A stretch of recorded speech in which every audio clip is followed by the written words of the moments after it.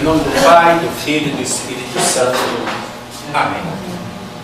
Precisamos diariamente de Jesus, pois Ele é o pão da vida. Que Deus abençoe o meditar nessas palavras em nossos corações. Amém. Pode ser, Querido irmão, querida irmã, você já sentiu fome? É uma sensação até difícil de a gente explicar. Começa a dar uma dorzinha no estômago, né? Começa a fazer um barulhinho, a gente não tem nem como explicar, mas a gente sabe que é uma sensação horrível. Estar com saúde depende exclusivamente de se estar, ou talvez não exclusivamente, mas principalmente de se estar bem alimentado. Alguns sentimentos vêm quando a gente está com fome. É náusea, é o enjoo, é sentimento de cansaço, sentimento de fadiga e é provocador.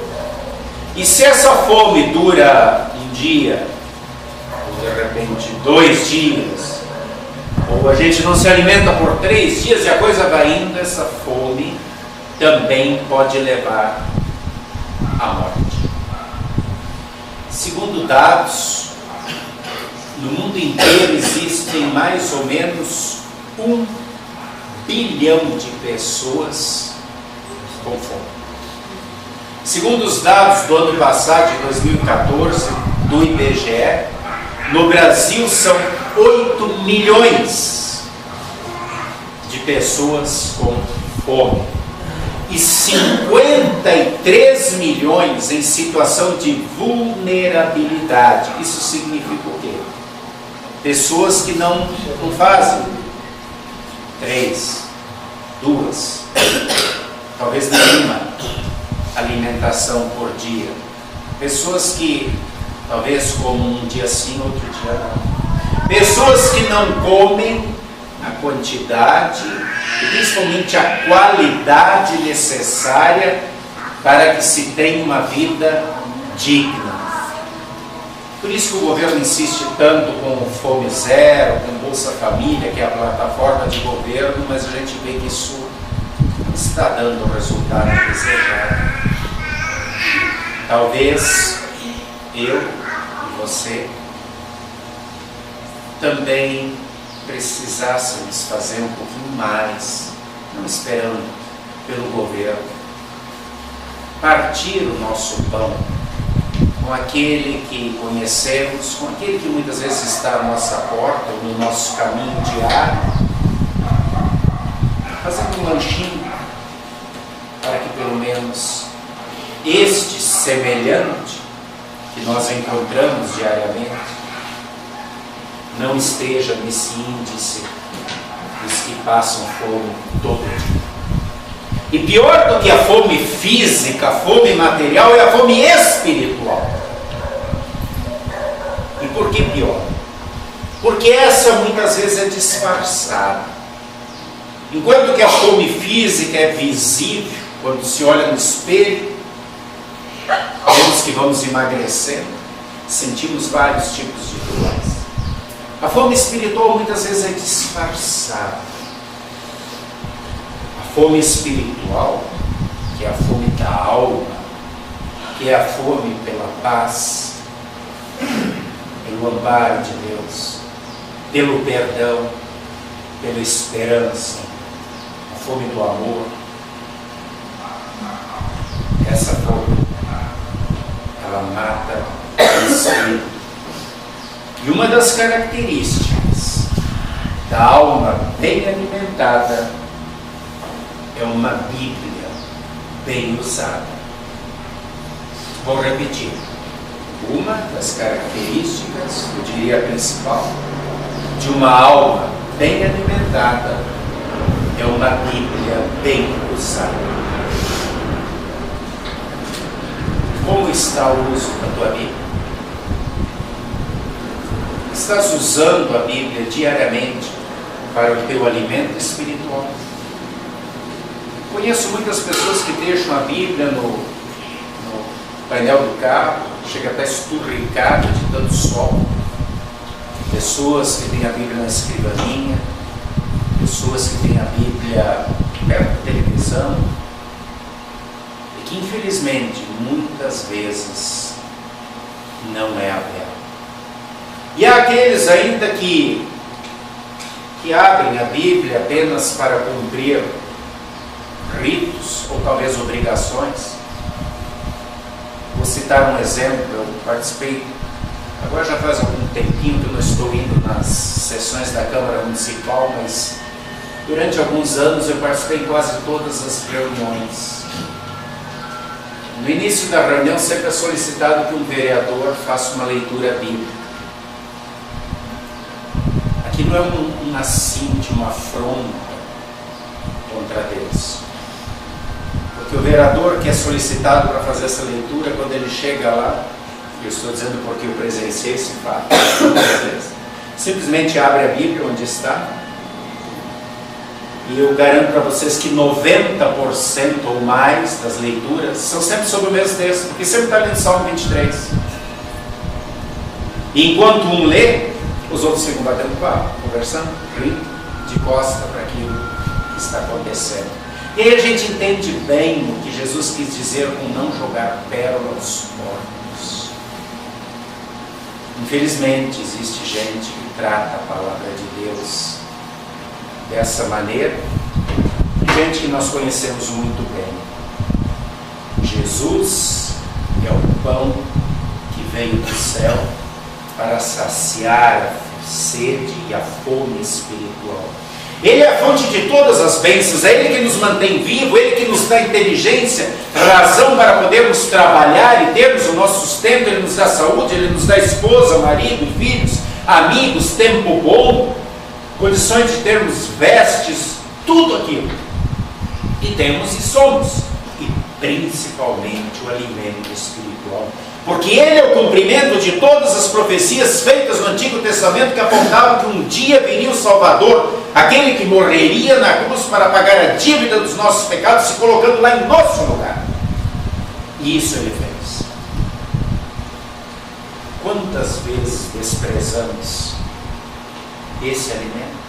Jesus, que continua oferecendo o pão da vida a cada dia, como Deus fazia lá no Antigo Testamento, para aquele povo do deserto, oferecendo maná diariamente, para que todos tivessem a porção exata do que precisavam para aquele dia. Ele é o provedor, Ele não deixa faltar absolutamente nada.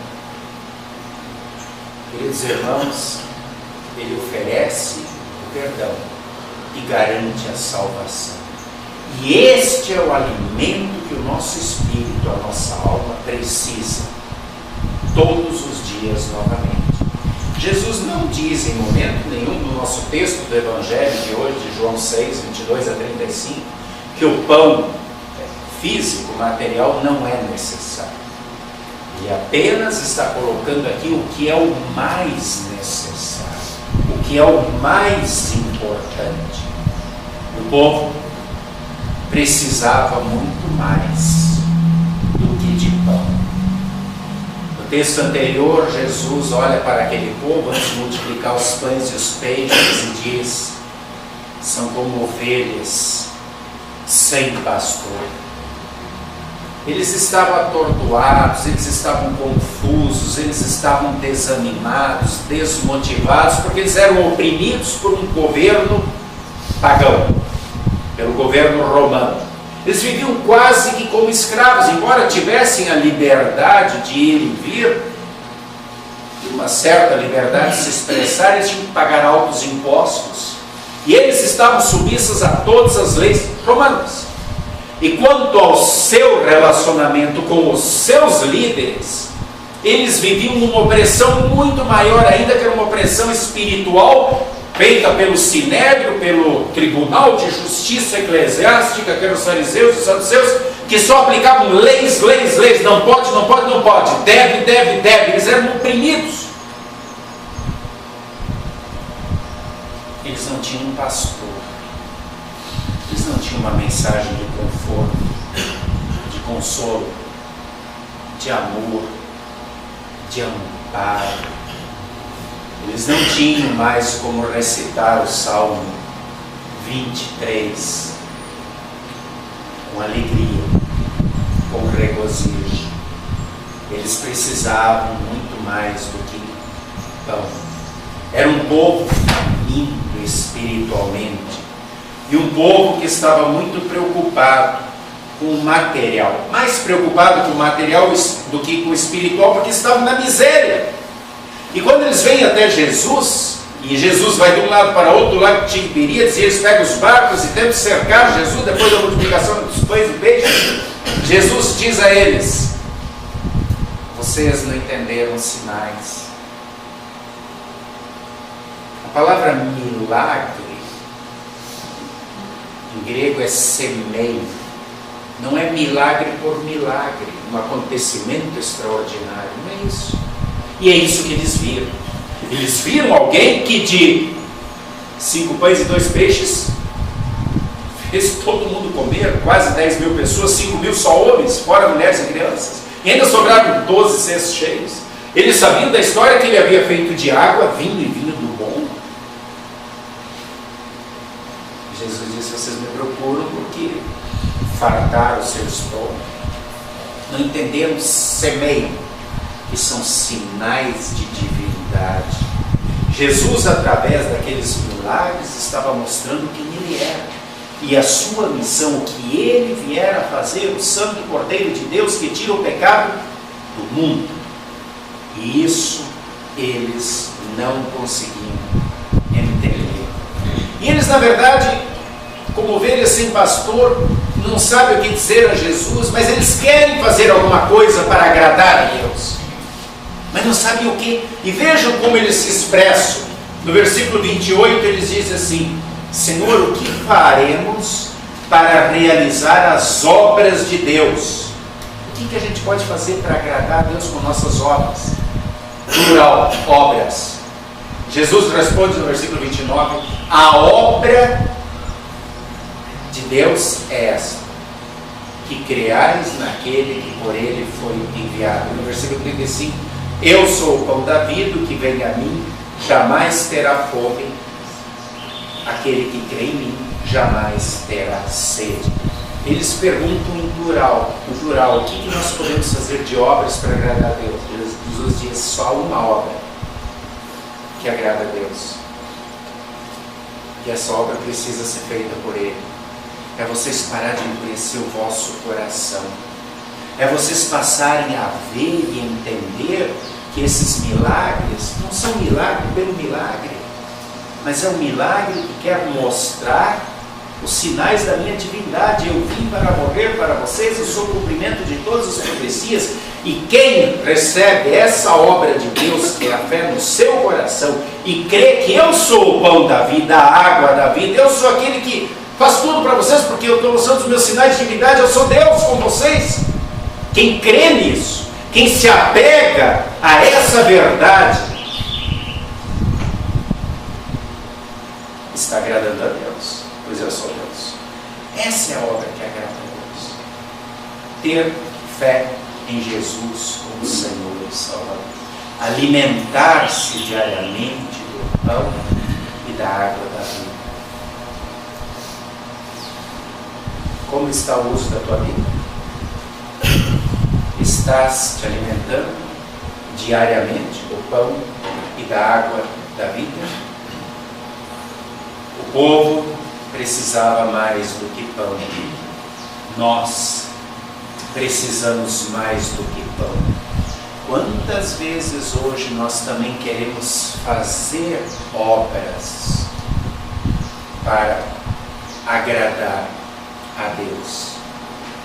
E na questão do dia a dia, quantas vezes nós somos absorvidos pela correria do nosso trabalho diário e nos deixamos apenas envolver pelo que precisamos para o físico, para o material, queremos mais, e esquecemos de alimentar o espírito, esquecemos de cuidar da alma, como nós alimentamos e cuidamos do corpo, com regimes, com dietas, com né? Cirurgias e caminhadas e tanta coisa. O povo precisava mais do que pão, nós precisamos mais do que pão. Como anda o cuidado que tu tens com tua alma, o alimentar-se de Jesus todos os dias na Bíblia, na Palavra de Deus?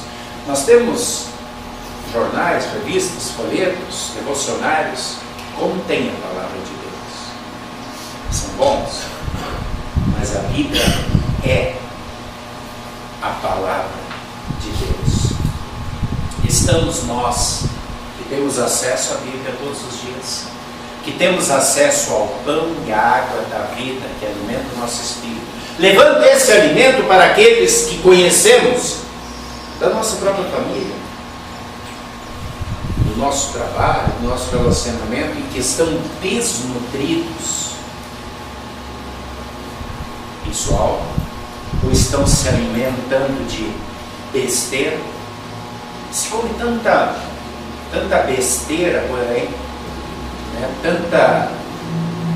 tanta coisa que não alimenta, né? Ao invés de comida com nutrientes, com vitaminas, hoje a moda é o fast food, é fazermos lanches e nos enchemos de gordura trans, de gordura saturada, de gordura hidrogenada, e aquilo, em vez de alimentar, incha. Essa é a verdade. E uma hora tudo que incha, uma hora tudo que incha explode. Assim também é na questão do nosso relacionamento com Deus, na questão da alma. Falsas doutrinas que não estão centradas em Jesus, na Bíblia, também incham. As doutrinas do eu, as doutrinas que enfocam o eu faço, eu posso, eu cumpro leis, eu cumpro regras, eu não faço isso. São doutrinas que incham o orgulho, a vaidade, porque eu sou mais espiritual do que você, você não presta. Doutrinas que incham. Eu ouvi essa semana um relato de um colega, de um pastor da igreja, que fazendo uma visita no hospital, estava visitando vários doentes, e de repente, quando saiu uma senhora, pediu se poderia cuidar também o seu marido, não estava na enfermaria geral, estava em casa particular, ele tinha condições para pagar, e ele estava desesperado. E o pastor foi conversar, foi tentar orar com ele, e ele dizia que não merecia aquilo, que ele era um homem digno, ele era um filho de Deus, e não merecia aquele câncer em estado terminal que se abateira de forma violenta sobre ele, e que ele dedicava a vida a Deus, e que Deus estava sendo injusto, e ele reclamava muito disso. O pastor tentou aconselhá-lo, conversar com ele, viu que ele realmente era um temente a Deus, fiel na sua igreja. Depois o pastor saiu com a esposa, foi até o estacionamento e viu o carrão importado que eles tinham, vários adesivos. Não sou dono do mundo, sou filho do dono, sou um abençoado, Jesus me deu.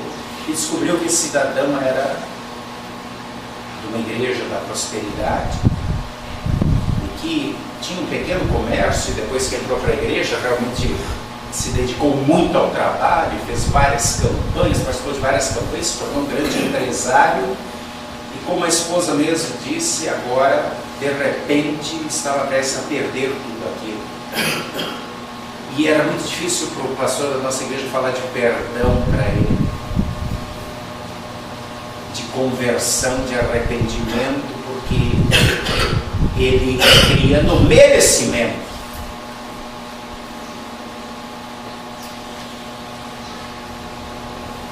E aí, quando eu ouvi essa história, eu lembrei de uma história que Jesus contou, que está lá em Lucas 12, versículos 18, 19 e 20, de um cidadão que teve uma grande colheita, muito mais do que ele esperava. Depois de ver toda a sua produção, ele diz: o que farei? Vou destruir meu celeiro, construirei outros novos, refarei esses celeiros, então eu tenho bens para muitos anos, eu vou comer, beber, me divertir. E Jesus diz: louco, essa Essa noite Deus vai pedir a tua alma e tudo que tu preparou vai ficar para quem? Ou seja, antes de tu ser enterrado, pessoas já vão estar brigando pelo que tu conquistou. E aí? Sabe, o problema não era ele ser rico, não era ele ter a grande produção. Nós temos vários homens ricos na Bíblia, Abraão, Davi, Salomão, todos os homens. Mas quando ele vê toda a produção, ele diz: o que farei? Se ele não fosse da corrente da prosperidade, ele olharia para Deus e diria: Senhor, o que tu queres que eu faça? Farei, destruirei, reconstruirei e gozarei. O professor perguntou para um aluno na sala de aula definir a palavra eu e meu. Sensacional essa definição, nunca mais vou esquecer. Ele disse que são pronomes possessivos agressivos. Eu e meu. Pronomes possessivos e agressivos. Querido irmão, basta você olhar para o cemitério e ver que todo mundo morre. Carros fúnebres, eles não carregam bagagem. E os mortos, eles não empurram carrinhos de mão cheios de dinheiro. Ninguém vai ao céu com um carro importado, com um helicóptero ou jardim particular. É necessário que todos nós viramos comida de verme. Como é que está o cuidado da tua alma, que é eterna? Jesus é o pão da vida, é a água da vida. Ele em momento nenhum disse que era um banco de investimento financeiro. Tem tanta doutrina por aí que incha, porque infla o ego, sacia a avareza, sacia a ganância e não alimenta a alma. Queridos irmãos e irmãs, vamos levar Jesus, o pão da vida, e a água da vida para todos. E vamos cuidar do nosso alimento, do nosso alimentar-se diário. Os cristãos, o grupo de cristãos que nós temos hoje no Brasil pode ser definido de várias maneiras, mas eu definiria da seguinte maneira: aqueles da prosperidade. Tenho bens para muitos anos, vou comer, beber e me divertir, mais e do melhor. A eles, Jesus continua dizendo, como diz em Lucas 12, 20, ou essa noite te pedirão a prova. Aqueles que Jesus na época dele chamava de fariseus, sei tudo sobre a Escritura Sagrada, sei os versículos de cor, conheço todas as leis, eu tenho um perfeito conhecimento de Deus e posso apontar os erros de todos vocês. Jesus os chamou de hipócritas. Tem aqueles que são os entusiastas, hoje conhecemos por outro nome, aqueles que dizem: eu sinto a presença de Deus, Ele se revela em sua santidade através de visões, de revelações. Aquele que se deixa levar pela emoção, que fala muito mais alto do que a Bíblia, e dessa maneira ele tenta controlar a Deus. Deus me disse isso, Deus me falou aquilo. E existe o sinergista, que é o Deus de si mesmo. Eu estou fazendo a minha parte, eu buscando fazer por merecer. Eu cumpro todas as regras da igreja e eu faço por onde. Deus tem de fazer a parte dele. É o falso santo. E existe aquele cristão que é centrado na Bíblia, que procura alimentar-se diariamente de Jesus, o pão e a água da vida. Que quando chega a Jesus, chega como se fosse um mendigo, não querendo fazer nenhuma proposta, nenhuma troca, mas que chega e diz: Senhor, aqui estou dessa forma, eu não posso de outra maneira, com o coração arrependido, eu sou um miserável pecador, e eu preciso do teu perdão. E eu confio no teu consolo, no teu conforto. Eu confio que tu sempre estás comigo. Dirige os meus passos. Conduze-me nesses caminhos da vida com segurança, confiando na tua providência, na tua proteção. Não porque eu mereço, mas porque o teu amor é grande por mim. E renova diariamente essa certeza pelo alimento da tua palavra e dos teus sacramentos, para que um dia eu possa estar contigo no novo céu e na nova terra. O povo precisa muito mais do que falta. Levemos Jesus, o pão da vida a todos. Amém. E a paz de Deus, que excede o nosso entendimento humano, guarde corações e mentes em Cristo Jesus para a vida.